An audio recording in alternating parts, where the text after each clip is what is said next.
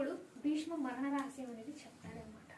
9 రోజులైనా భీష్ముడిని ఇంకా జయించలేక పాండవులు ఇంకా నిరుత్సాహానికి చెందుతారు.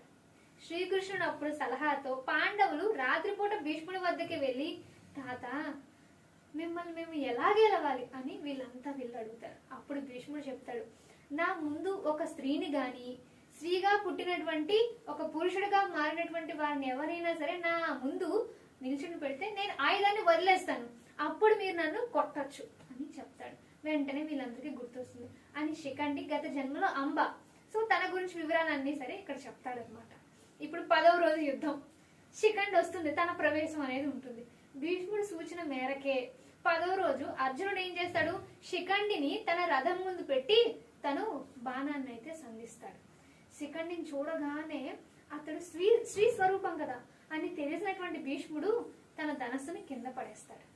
ఇదే అదునుగా తీసుకుని అర్జునుడు శిఖండి వెనక నుంచి బాణాన్ని భీష్ముడి శరీరంలోకి అంతటా పూర్తిగా బాణాలు అనేవి గుచ్చడం అనేది జరుగుతుంది.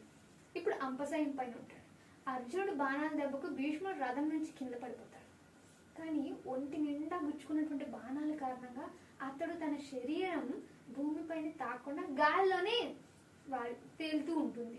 దీన్నే అంపశయం అని అంటాం మనం. తల కిందకు వాలిపోతుండగా అర్జునుడు తన 3 బాణాలని ప్రయోగించి తలగడలాగా ఒక పాన్పు లాగా తయారు చేస్తాడు ఈ యొక్క అర్జునుడు. అంపశయం పైన భీష్మునికి దాహం వేస్తుంది. దుర్యోధనుడు వెంటనే తనకి తాతగారికి దాహం వేస్తుంది కదా, వెంటనే పరిగెట్టుకుని వెళ్ళి బంగారు పాత్రలో మంచినీళ్ళు తెచ్చిస్తాడు. కానీ భీష్ముడు దాన్ని తీసుకోడు. తను ఏం చేస్తాడు, పూర్తిగా అర్జునుడి వంక తిరిగి చూస్తాడు. అప్పుడు అర్జునుడికి అర్థమవుతుంది, తన దగ్గర ఉన్నటువంటి పర్జన్యాస్త్రంతోని భూమిలోకి ప్రయోగిస్తాడు ఆ యొక్క బాణాన్ని.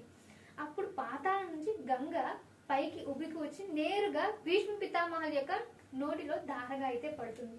అంటే ఇక్కడ తన తల్లి గంగ తన కొడుకు యొక్క దాహాన్ని తీర్చినట్లు అనమాట. అదంతా మనకి విజిబుల్ అవుతుంది. అయితే ఇప్పుడు భీష్ముడికి స్వచ్ఛంద మరణం అనేది ఉంటుంది. తను ముందే అతనికి ఉంది కదా, తను ఎప్పుడు కోరుకుంటే అప్పుడు తనకి మరణం అనేది ఉంటుందని. పైగా దక్షిణాయనంలోని చనిపోవడం ఇష్టం లేక పవిత్రమైనటువంటి ఉత్తరాయణం వచ్చేంత వరకు తను అలాగా వేచి ఉంటాడు. దాదాపు 58 రోజుల పాటు తను ప్రాణాలని అలా ఆపుకొని ఆ అంపశయం పైనే ఉంటానని ప్రకటిస్తాడు భీష్ముడు.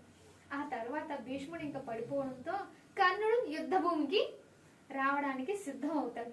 భీష్మ పర్వం అనేది ఇక్కడితో ముగుస్తుంది.